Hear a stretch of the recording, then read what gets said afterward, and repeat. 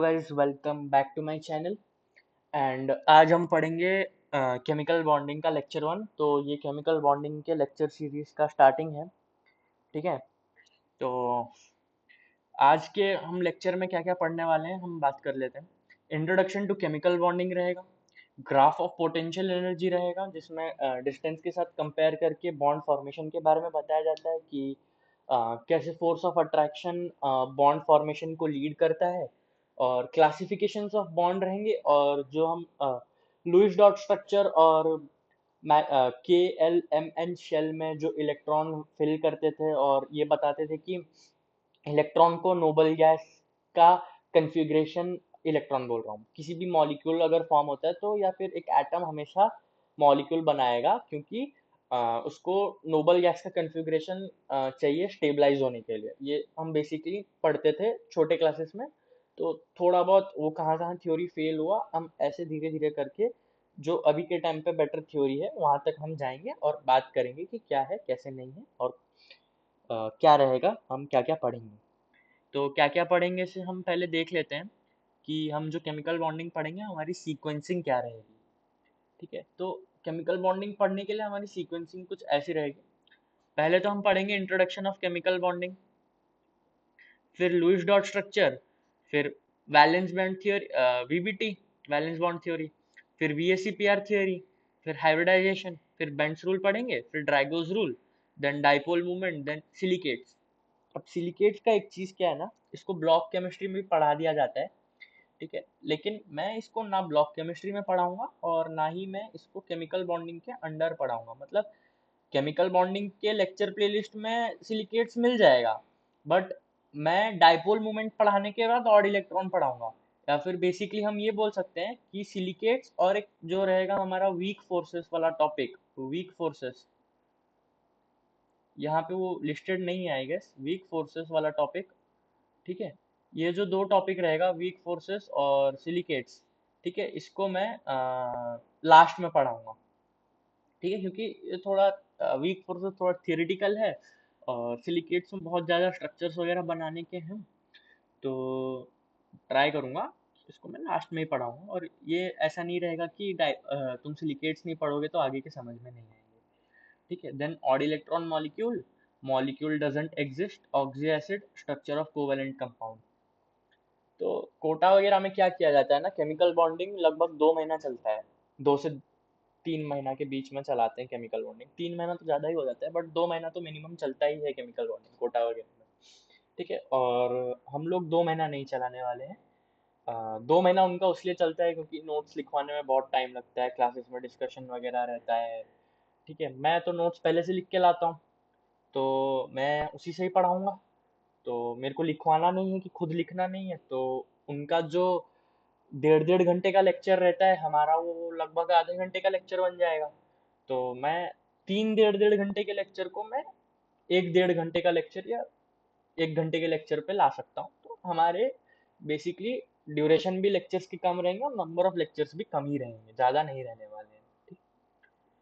और फिर यहाँ तक 11th में पढ़ाया जाता है कोटा में।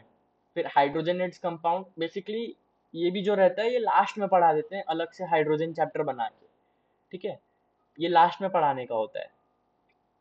डायरेक्ट हम चालू करते हैं यहाँ से जो कि हमारा रहता है क्लास 12th में। ठीक है। इसमें लगभग वो लोग 20 लेक्चर लगाते हैं, 20 25 लेक्चर लगाते हैं और खत्म करवा देते हैं केमिकल बॉन्डिंग। और बाकी के नंबर ऑफ लेक्चर 60 से माइनस कर लो तो ऊपर वाले इसको केमिकल बॉन्डिंग 1 करके बोलते हैं। लेकिन हम ऐसे कोई केमिकल बॉन्डिंग 1 केमिकल बॉन्डिंग 2 करके नहीं पढ़ने वाले हैं, हम केमिकल बॉन्डिंग ही पढ़ेंगे टोटली। वो लोग डायरेक्ट क्या करते हैं, back bonding, bridge bonding, ionic bonding, उसमें फजान वगैरह और इनर्ट पेयर इफेक्ट, पोलराइजेशन पढ़ाते हैं। मॉलिक्यूलर ऑर्बिटल थ्योरी होता है, हाइड्रोलिसिस होता है। वैसे बाय द वे हाइड्रोलिसिस और मॉलिक्यूलर ऑर्बिटल थ्योरी ऑलरेडी बता चुका हूँ मैं। नीचे प्लेलिस्ट पे अगर हम जाएंगे देखेंगे या फिर चैनल को अगर देखना होगा तो हमको मिल जाएगा। मॉलिक्यूलर ऑर्बिटल थ्योरी बहुत सही तरीके से पढ़ा दिया हूँ मैं। ठीक है। तो उतना अच्छा detail discussion molecular orbital theory का कहीं और नहीं मिलने वाला। तो वहाँ पे देख लेना, बहुत अच्छे लेवल पे किया हुआ है खत्म वहाँ पे मॉलिक्यूलर ऑर्बिटल थ्योरी। ठीक है। So let's start lecture 1 of chemical bonding. तो बिफोर वी स्टार्ट चैप्टर पढ़ते ही हमारे दिमाग में एक चीज स्ट्राइक करता है कि यार केमिकल बॉन्डिंग नाम सुन के बड़ा अजीब सा लग रहा है। केमिकल बॉन्डिंग क्या है? केमिकल बॉन्डिंग, ठीक है, how do atoms combine to form molecules and why do atoms form bonds? बहुत बड़ा क्वेश्चन है, क्यों होता है अ मॉलिक्यूल? इसका यही आंसर रहेगा कि एक molecule will only form to be more stable, और उसका एनर्जी उसको लोअर करवाना होता है। उसका इंडिविजुअल एटम्स जब रहते हैं वो और मॉलिक्यूल फॉर्म करते हैं, तो इंडिविजुअल एटम्स जब वो रहते हैं उनका एनर्जी जितना रहता है, मॉलिक्यूल फॉर्म करने के बाद वो एनर्जी उनका लोअर होता है, तो ही वो मॉलिक्यूल स्टेबल कहलाता है, और तभी वो बॉन्ड फॉर्मेशन होता है, या तभी वो मॉलिक्यूल एग्जिस्ट करता है। ठीक है, ये बेसिक सा और बहुत सिंपल सादा सा बात है, लेकिन बहुत बड़ी बात है ये। ठीक है, कि एक मॉलिक्यूल तभी फॉर्म होगा जब उसका स्टेबलाइजेशन ज़्यादा रहेगा, और स्टेबलाइजेशन एनर्जी कम होने से ही होगा। ठीक है, सादा सिंपल सी और प्योर सी बात है। अब डेफिनेशन देखते हैं कि डेफिनेशन क्या है। डेफिनेशन यहाँ पे जो लिख के लाया हूँ वो क्या बोल रहा है?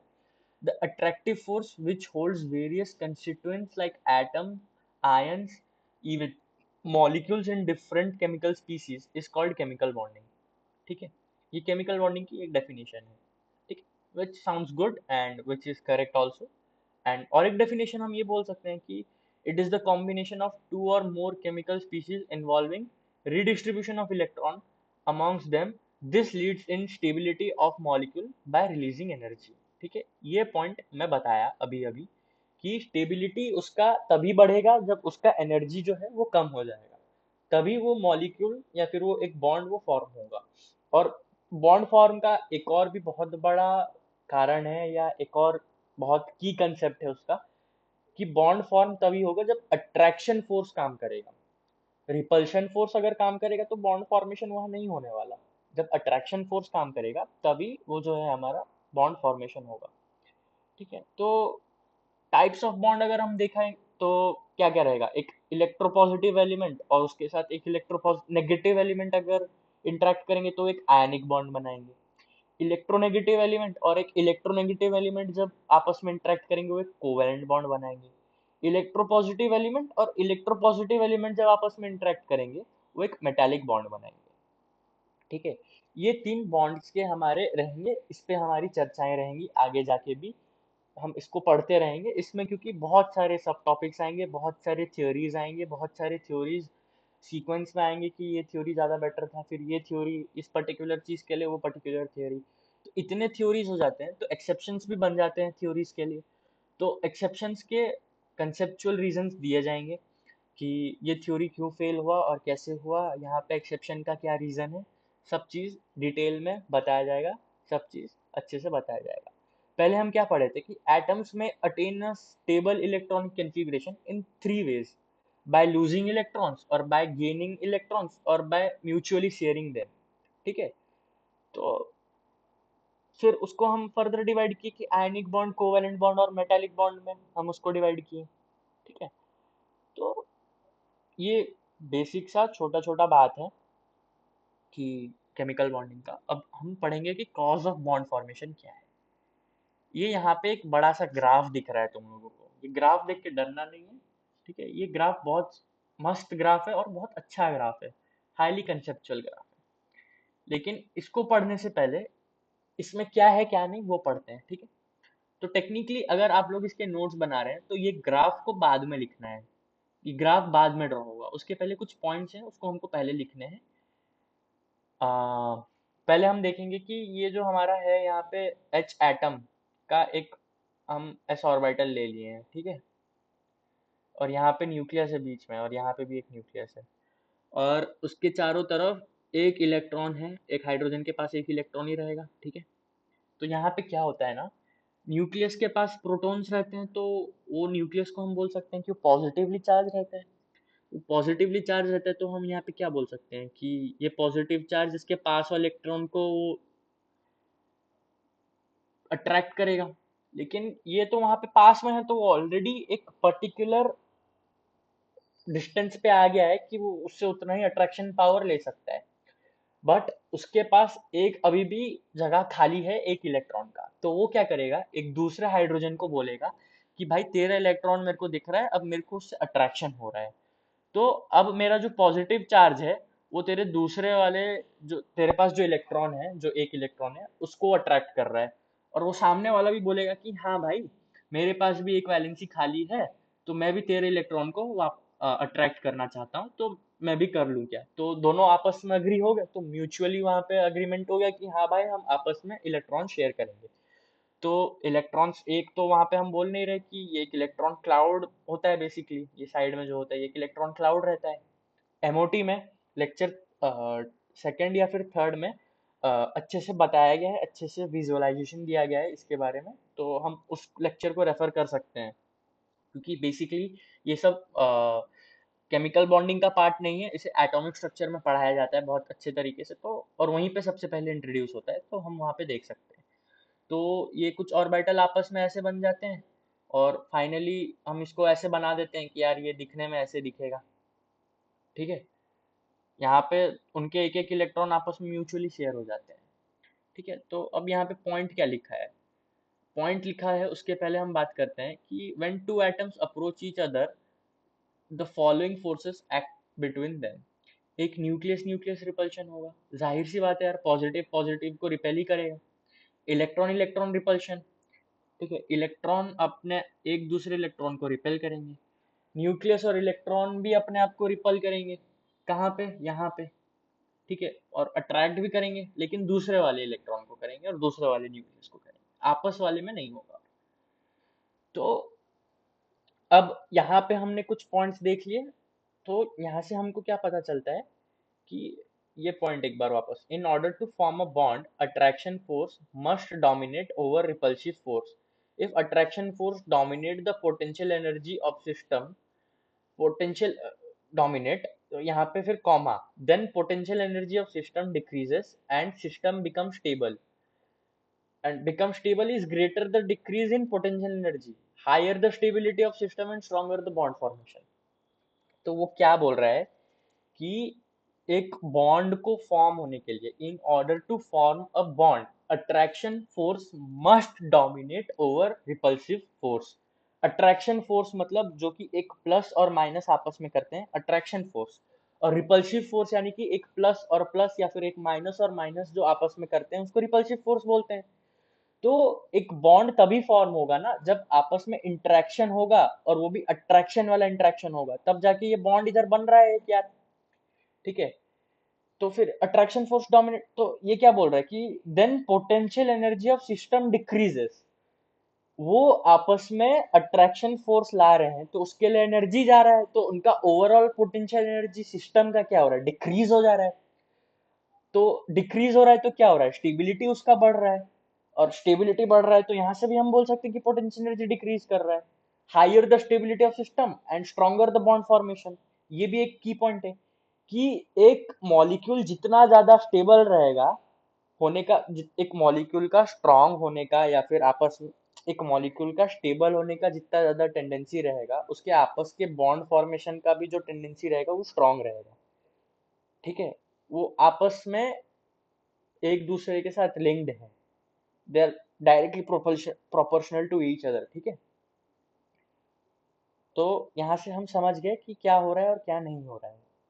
ठीक है, अब उसको ग्राफ में देखते हैं कि वो ग्राफ क्या बोल रहा है। यहाँ से हम कंसेप्ट ले लिए, क्या कंसेप्ट लिए कि भाई हमारा अट्रैक्शन फोर्स को ज्यादा होना चाहिए कि एक बॉन्ड फॉर्म हो सकेगा। ठीक है, ये सिंपल सी बात है, और पोटेंशियल एनर्जी घटना चाहिए तो एक मॉलिक्यूल स्टेबल होगा या फिर एग्जिस्ट करेगा। बस ये दो से तीन चीज हमको याद होनी चाहिए। अब ये ग्राफ में समझाता हूँ। ये यार पोटेंशियल एनर्जी का डंडा है, वर्टिकल वाला, और हॉरिजॉन्टल वाला जो डंडा रहेगा, एक्सिस बेसिकली, ये डिस्टेंस बिटवीन टू एटम्स का है डंडा। तो ये एक यहाँ पे है कर्व, रेक्टेंगुलर हाइपरबोला, और ये कर्व क्या रिप्रेजेंट करता है, ये रिपल्सिव फोर्स रिप्रेजेंट करता है। रिपल्सिव फोर्स क्यों रिप्रेजेंट करता है, क्योंकि इसमें पोटेंशियल एनर्जी ज्यादा रहेगा। अब हम नीचे देखें यहाँ पे, तो यहाँ पे जो ब्लू वाला एक्सिस है, एक्सिस बोल रहा हूँ, जो कर्व है, ये अट्रैक्शन फोर्स को डिनोट कर रहा है। अट्रैक्शन फोर्स को डिनोट कर रहा है क्यों, क्योंकि यहाँ पे पोटेंशियल एनर्जी देखो कम जा रहा है, ये ग्राफ ऐसे जा रहा है ना, तो ये क्या कर रहा है, पोटेंशियल एनर्जी कम जा रहा है। पोटेंशियल एनर्जी कम जाएगा तो क्या बोल सकते हैं कि स्टेबिलिटी ज्यादा है। अब यहाँ पे क्या था, ये ज्यादा था, फिर ये कम जा रहा था। यहाँ पे भी अगर मैग्नीट्यूड वाइज देखा जाए, तो अगर मॉड्यूलस ले लें हम, तो यहाँ पे भी ये बढ़ा हुआ है फिर घट जा रहा है। अदरवाइज अगर नेगेटिव में देखें तो ये ज्यादा बड़ा है, फिर यहाँ पे आने से छोटा नंबर मिल रहा है हमको। इसका जो रिजल्टेंट कर्व रहेगा ये ग्रीन वाला है, इसका रिजल्टेंट कर्व ये कुछ ऐसा दिखेगा। ठीक है। और इसका जहाँ पे स्लोप जीरो हो जाएगा, स्लोप जीरो कहाँ पे होगा, जहाँ पे ये जो टेंजेंट हम ड्रॉ करेंगे ये हॉरिजॉन्टल रहेगा बेसिकली कंप्लीटली। ये स्लोप जीरो नहीं रहेगा अभी जो ड्रॉ किया, या फिर अभी जो ड्रॉ कर रहा हूँ इसका भी स्लोप जीरो नहीं रहेगा। लेकिन अभी जो स्लोप ड्रॉ किया ये जीरो होगा, और ये जो पॉइंट को टच करेगा यहाँ से लेकर जो डंडा रहेगा हॉरिजॉन्टल वाला उससे एक लाइन ड्रॉ करेंगे, तो वो जो डंडा है ना, जो ये रेड वाला मैं ऊपर नीचे कर रहा हूँ, ये हमको बॉन्ड एनर्जी के बारे में बताएगा। और इसका जो टिप वाला पॉइंट है, ठीक है, which is the point where the slope of the particular curve is zero, यहाँ पे अट्रैक्शन फोर्स और रिपल्शन फोर्स दोनों इक्वल रहेंगे। क्या रहेंगे, इक्वल रहेंगे। यानी कि जो रेट ऑफ अट्रैक्शन रहेगा वो रेट ऑफ रिपल्शन के इक्वल रहेगा, यानी कि यहाँ ना अट्रैक्शन हो रहा है और ना यहाँ पे रिपल्शन हो रहा है, हम ये बोल सकते हैं। अब यहाँ से हम राइट साइड जाते हैं आगे, तो यहाँ पे अट्रैक्शन फोर्स वाला कर्व पास में है इसके, तो इस वाले एरिया में हम क्या बोलेंगे कि जो फोर्स ऑफ अट्रैक्शन रहेगा वो फोर्स ऑफ रिपल्शन से ज्यादा रहेगा, यानी कि rate of attraction will be greater then the rate of repulsion. So the bond formation tendency of atoms will be favorable in this region. Okay, ये जो mark किया, this will be the favorable region where the bond formation takes place. और यहाँ पे अगर हम left side पे देखें वो स्लोप जीरो से, ठीक है, ये वाले स्लोप के पास अगर हम देखें तो यहाँ पे फोर्स रिपल्शन वाला जो रहेगा वो ज्यादा रहेगा अट्रैक्शन के कंपेरिजन में। ओके। और ओरिजिन से लेकर यहाँ तक का डिस्टेंस, कहाँ तक का डिस्टेंस, ये जहाँ पे परपेंडिकुलर अगर हम डालें तो यहाँ पे जो स्लोप हमको जीरो मिल रहा है रिजल्टेंट वाले कर्व का, ये इक्विलिब्रियम डिस्टेंस बोल सकते हैं या फिर इसको बॉन्ड लेंथ भी बोल सकते हैं। अब ये कर्व एक कोई रैंडम केस का कर्व था, अगर यहाँ पे मैं इसको कुछ ऐसा बना दूं और इसको मैं कुछ ऐसा बना दूं, और ये कर्व को, ये ग्रीन वाला कर्व को मैं कुछ ऐसा बना दूं, ठीक है, तो यहाँ पे हम बोल रहे हैं कि स्लोप यहाँ पे जीरो हो रहा है और यहाँ पे हम बोल रहे हैं कि स्लोप यहाँ पे जीरो हो रहा है, तो डंडा ये है एक डंडा और ये है एक डंडा। तो यहाँ पे हम क्या बोल सकते हैं कि जो ग्रीन वाला था स्लोप, जो ग्रीन वाले के पास जो मैं नीचे डंडा लगाया हूँ ना रेड कलर का, तो वहां पे जो रहेगा बॉन्ड लेंथ कम रहेगा, यहाँ पे जो भी मॉलिक्यूल बन रहा होगा उसका बॉन्ड लेंथ कम रहेगा और बॉन्ड एनर्जी भी कम रहेगा। लेकिन जो उसके नीचे रेड वाला अभी ड्रॉ किया मैं, उसका बॉन्ड लेंथ भी ज्यादा रहेगा और बॉन्ड एनर्जी भी ज्यादा रहेगा। ठीक है, सिंपल, क्लियर, कंसेप्चुअली क्लियर है यहाँ तक जो भी बताया मैं। ठीक है। अब ये सारे पॉइंट्स हो गए कवर, ये ग्राफ कवर हो गया और ये ग्राफ के रिलेटेड पॉइंट कवर हो गए। अब जो चीज मैं वहां पे बताया अभी, वो चीज यहाँ पे देखो, यहाँ पे तीन कर्व दिखा दिया हूँ मैं। ये ए बॉन्ड फॉर्मेशन हो रहा है और उसके नीचे वाला कर्व में बी बी बॉन्ड फॉर्मेशन हो रहा है, उसके नीचे वाले कर्व में सी सी बॉन्ड फॉर्म हो रहा है। ठीक है, ये बॉन्ड एनर्जी का हम देख लें तो ये कुछ ऐसा रहेगा। ठीक है, तो यहाँ से क्या बोल रहे हैं कि बॉन्ड डिसोसिएशन एनर्जी किसका ज्यादा है, ऑब्वियसली दिख रहा है कि सी का सबसे बड़ा लाइन है, तो सी का सबसे ज्यादा बॉन्ड है यहाँ पे। सी का सबसे ज्यादा बॉन्ड एनर्जी हुआ कि नहीं, क्योंकि उसका जो लाइन है, जो एनर्जी गैप है, वो उधर ज्यादा है सबसे, तो सी का सबसे ज्यादा रहेगा, देन बी का, देन ए का। अब बॉन्ड लेंथ को अगर हमको कंपेयर करना हो, तो यार ये पर्टिकुलर जहाँ पे स्लोप जीरो हो रहा है वहीं से हमको देखना है। ठीक है, तो यहाँ से अगर हम यहाँ से यहाँ ओरिजिन से आते रहेंगे तो हम क्या बोलेंगे कि सीसी का बॉन्ड सबसे छोटा रहेगा, उससे बड़ा रहेगा बीबी वाले मॉलिक्यूल का बॉन्ड, और सबसे ज्यादा बड़ा रहेगा ए वाले मॉलिक्यूल का बॉन्ड। यहाँ पे लिख दिया हूँ और यहाँ पे मैं कंसेप्चुअली क्लैरिटी से बता दिया हूँ क्या है क्या नहीं। ठीक है, ये पोटेंशियल एनर्जी और डिस्टेंस के बीच का एक सुंदर सा प्यारा सा ग्राफ है। अब हमारे लुइस चाचा, लुइस भाई, लुइस भाईजान जो हैं, उनके अकॉर्डिंग क्या था कि atoms combine to acquire noble gas configuration, but later these assumptions are proved to be wrong। जाहिर सी बात है, रॉन्ग हो गया ये, क्यों? क्योंकि जिनॉन जो था वो F2 के साथ भी बॉन्ड यहाँ पे फॉर्म हो रहा था, एक मॉलिक्यूल बन रहा था। और जिनॉन F2 के साथ भी अगर अगर हम यहाँ पे देखेंगे तो जिनॉन यहाँ पे भी O2 के साथ रिएक्ट करके या बॉन्ड फॉर्म कर ले रहा है, एक मॉलिक्यूल यहाँ पे एग्जिस्टेंस पे है। ठीक है। और यहाँ पे क्या, ये 6 इलेक्ट्रॉन BF3 को अगर हम देखें, ये हाइपर वायलेंट है और ये यहाँ पे बन रहा है बॉन्ड, जबकि ये लेस देन 8 इलेक्ट्रॉन है। तो ये तो उसका जो थियरी था कि 2 8 8 रहेगा, जो K L और M और N शेल पे, यहाँ पे वो फेल हो रहा है। और उसके नीचे भी ये PCl5 SF6 IF7 XeF4, ये सब के पास 10 12 14 और 16 इलेक्ट्रॉन है रेस्पेक्टिवली। ये हाइपर वैलेंट एटम्स या हाइपर एटम्स बोल रहा हूँ, मॉलिक्यूल्स हैं, इनके पास 8 से ज्यादा इलेक्ट्रॉन्स हैं, फिर भी ये which is not necessarily a noble gas configuration. ठीक है, पहला वाला तो होगा लेकिन दूसरा वाला नोबल गैस कॉन्फ़िगरेशन है, उसके बाद वाला भी नहीं है। ठीक है ना, उसके बाद वाला भी नोबल गैस कॉन्फ़िगरेशन नहीं है, बट मॉलिक्यूल्स तो एग्जिस्ट कर रहे हैं। तो यहाँ पे बेट उसका अजम्पशन जो था, या वो जो भी बोल रहा था, या वो जो भी थियरी दे रहा था, वो फेल कर जाता है, उसको रॉन्ग प्रूफ कर दिया जाता है विद दिस एग्जांपल्स। अब आगे केमिकल बॉन्डिंग जो है हम पढ़ रहे हैं अभी, उसका क्लासिफिकेशन है कि यार कितने टाइप के बॉन्ड हैं, क्या है क्या नहीं, सब A to Z यहाँ पे बातें हैं। अब दो तरीके से इसको क्लासिफाई कर रहे हैं हम। ठीक है, एक स्ट्रॉन्ग बॉन्ड है और एक वीक बॉन्ड है। स्ट्रॉन्ग बॉन्ड जो रहेगा यहाँ पे अट्रैक्शन या फिर ये जो एक्शन रहेगा इसका, ये बिटवीन टू एटम्स का रहेगा, attraction between two atoms. Weak bond में भी अट्रैक्शन बिटवीन टू एटम्स के थ्रू ही वो बॉन्ड वीक रहेगा या स्ट्रॉन्ग रहेगा, वो अट्रैक्शन के ऊपर डिपेंड करता है कि कौन सबसे ज्यादा आपस में एटम्स अट्रैक्ट हो रहे हैं। स्ट्रॉन्ग बॉन्ड का जो बॉन्ड डिसोसिएशन एनर्जी रहेगा, it will be greater than 42 kilo joule per mole, और वीक बॉन्ड का उससे कम रहेगा।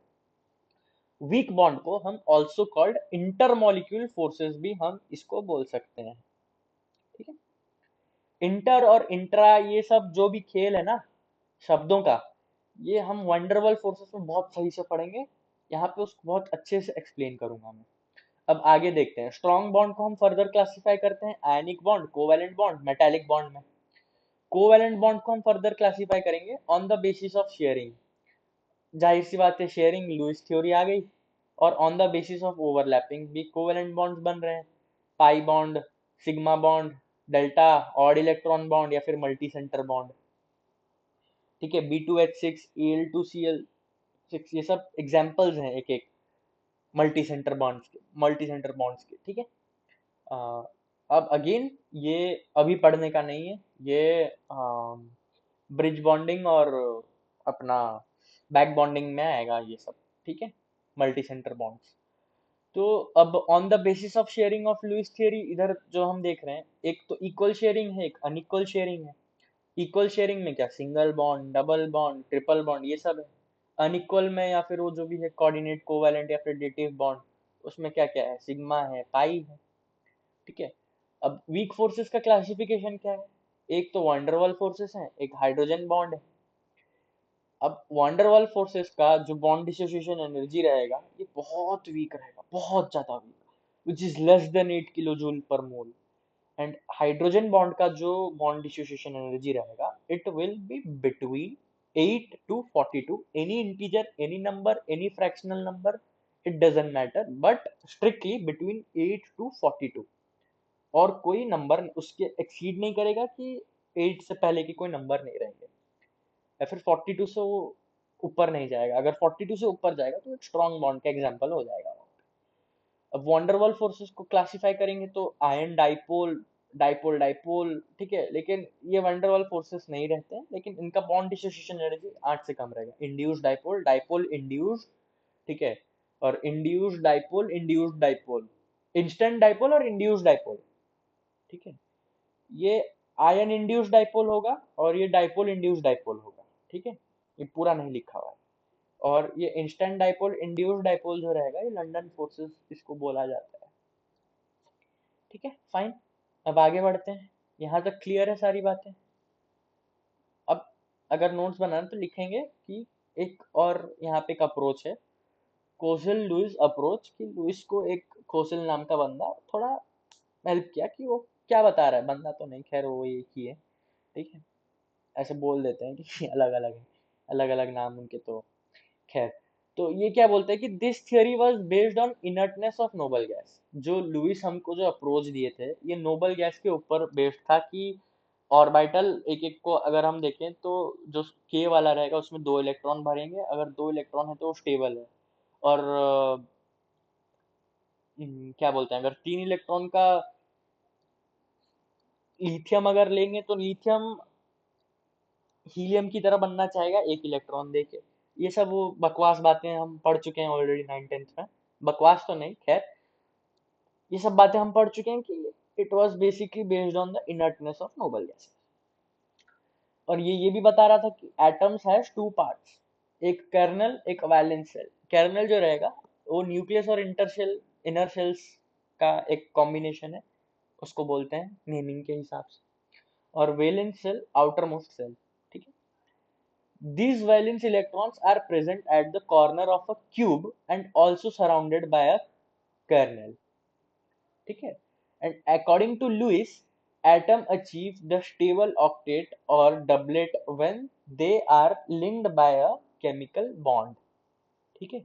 ये एनसीईआरटी के पॉइंट्स हैं, ठीक है, ये एनसीईआरटी में ही जाके पढ़ना, क्योंकि ये वैसे भी एक फील्ड थ्योरी और इतनी इंपॉर्टेंस नहीं रखती है हमारे सिलेबस के लिए या फिर आगे के थ्योरीज के लिए भी, क्योंकि ये ऑलरेडी फील्ड है, इससे बहुत बेटर बेटर थ्योरीज और भी कितने न जाने 10 15 20 कितने भी बोल लो इसके बाद आए हैं, with they are the better theories also, ठीक है। और this can be done either by complete losing or completely gaining of electron, और बाय शेयरिंग ऑफ इलेक्ट्रॉन, ठीक है। यहाँ पे बता दिया था कि शेयरिंग कैसे होगा, ठीक है, लेक्चर के स्टार्टिंग में ही बता दिया था कि शेयरिंग ऐसे ऐसे होगा, ठीक है। तो that's all for this lecture. और ये लेक्चर खत्म होने के बाद हम मतलब अगले लेक्चर से हम क्या क्या पढ़ेंगे मैं बता देता हूँ। आयनिक बॉन्ड के बारे में थोड़ा सा इंट्रोडक्शन रहेगा, ठीक है। बॉर्न हेबर साइकिल हम पढ़ेंगे, कंडीशन ऑफ आयनिक बॉन्ड, उसके फॉर्मेशन, उसके प्रॉपर्टीज पढ़ेंगे, ठीक है। सॉल्युबिलिटी के बारे में थोड़ी सी बात रहेगी, कोवैलेंट बॉन्ड के बारे में थोड़ा सा बात रहेगा कि केर्नेल वगैरह लुईस स्ट्रक्चर्स बहुत सारे बनाने के हैं, ठीक है। कोऑर्डिनेट कोवैलेंट बॉन्ड के ऊपर बात होगी, ठीक है। फिर उसके बाद थोड़ा कोवैलेंसी के ऊपर बातें होंगी, ये सब ऑलरेडी जो चीज़ हम पढ़ चुके हैं, थोड़ा बहुत हम इसको रिवाइज करेंगे और एक एक बार देख लेंगे कि ये सब क्या है क्या नहीं। अगला जो लेक्चर रहेगा, ये लेक्चर के भी नोट्स प्रोवाइड किए जाएंगे, हर लेक्चर के नोट्स प्रोवाइड किए जाएंगे, डिस्क्रिप्शन में गूगल ड्राइव का लिंक होगा, वहां से नोट्स को डाउनलोड कर लेना, ठीक है।